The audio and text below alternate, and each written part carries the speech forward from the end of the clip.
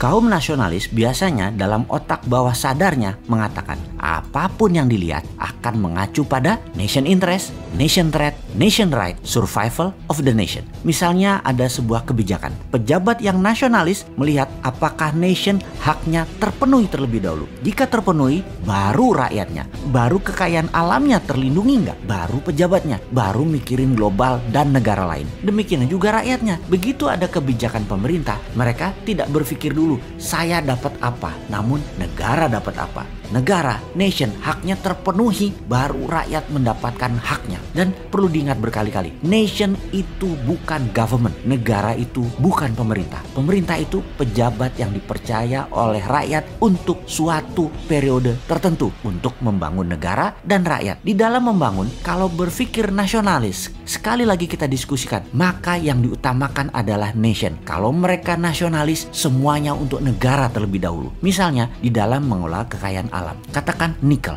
Nikel kita dikeduk. Pertanyaannya, negara dapatnya apa? Rakyat dapatnya apa? Alamnya tetap terjaga atau brutal mining penambangannya sehingga rusak itu alam sisanya? Maka di dalam perjalanan bernegara, kita harus waspada sebagai rakyat. Pejabatnya nasionaliskah atau individualis? Atau melayani suatu kepentingan? Biasanya yang dilayani tentunya yang paling menguntungkan dirinya. Kalau melayani rakyat, pasti rakyat diuntungkan. Itu seharusnya. Tetapi apakah pejabat negara seperti itu? Sebentar, bagaimana kalau kita ke negara tetangga kecil kita di wilayah selatan Pasifik? Hanya sebagai contoh. Tujuannya apa? Tujuannya adalah kita ingin samakan persepsi kita, wahai kaum nasionalis New Mind. Kita pasti semua setuju. Salah satu kewajiban pengelolaan ESDM adalah sustainable sumber daya alam. Bukan eksploitasi secepat-cepatnya seperti sekarang. Bukan juga digadaikan seperti sekarang dan diambil uangnya sekarang, tetapi dikelola dengan bijak agar bisa dipakai seoptimum mungkin, sepanjang mungkin dengan keuntungan terbaik. Warisan ke anak cucu kita dan pastikan 1000 tahun lagi negara Indonesia masih ada beserta kekayaan alamnya. Sekarang kita mengambil sebuah pelajaran mengelola sumber daya alam dan sampailah kita ke Nauru. Saya waktu itu ke Nauru, sebuah negara kecil di sisi timur laut wilayah Indonesia. Negara ini ada lucunya. Pesawat terbang kalau mendarat itu jalanan highway-nya, mobil-mobil pada minggir dulu, jadi sangat terbatas sarananya. Runway-nya di-share buat jalanan umum. Negara ini dulu negara kaya, menghasilkan fosfat, pupuk P2O5 dari bahan guanobet dan bahan alam berlimpah tambang lainnya. Kaya sekali negara ini kala zaman keemasan fosfat. Bahkan mau naik pesawat terbang warganya gratis kemana-mana ke seluruh dunia. Semua berkelimpahan sampai suatu hari cadangannya tidak ekonomis lagi untuk ditambang dan bangkrut P2O5 tambang fosfatnya. Devisa negara dari tambang fosfat menjadi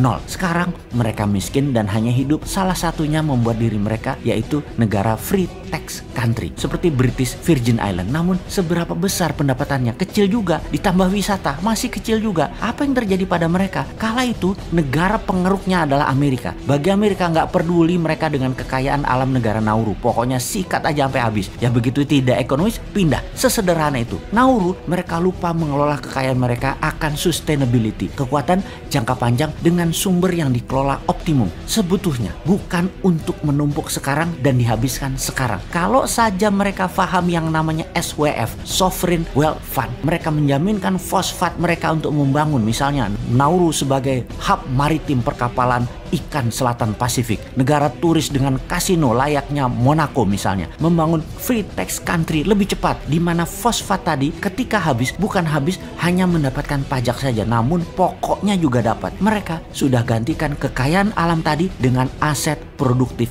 lainnya, bukan hanya dapat uang kecil dari pajak buat biaya konsumtif seperti negara tetangga lakukan saat ini ketika anggaran belanja negaranya minus. Kembali ke pengalaman Nauru, begini melihatnya, kalau menggunakan SWF yang benar ala MMT, maka kekayaan alam 100% punya negara. Kalau ditambang kayak sekarang, beda manajemennya karena kekayaan alamnya jadi milik perusahaan asing, negara hanya dapat pajak. Disinilah bedanya SWF MMT versi kita. Sekali lagi, kalau SWF MMT versi kita 100% kekayaan alamnya punya negara, bukan punya perusahaan, dan negara bukan hanya dapat pajak tapi dapat kekayaan alamnya plus pajaknya. Jadi kalau kita melihat kebijakan Nauru 20 tahun yang lalu jadi miskin karena alamnya dijual ke asing dan negaranya hanya dapat pajak, maka jangan sampai kebijakan sekarang di Indonesia seperti Nauru. Satu, pejabat pejabatnya nggak pinter. 2, rakyatnya nggak ngeh juga kekayaan alam disedot ala Nauru. Karena itu kita bunyi teriak-teriak SWF, SWF ala MMT. Selamatkan sumber daya alam agar semua itu untuk kepentingan negara dan rakyat. Kalau nggak kedengeran nih teriaknya, ya mudah-mudahan kita doakan kaum New Mind cepet-cepet dapat posisi. Amin.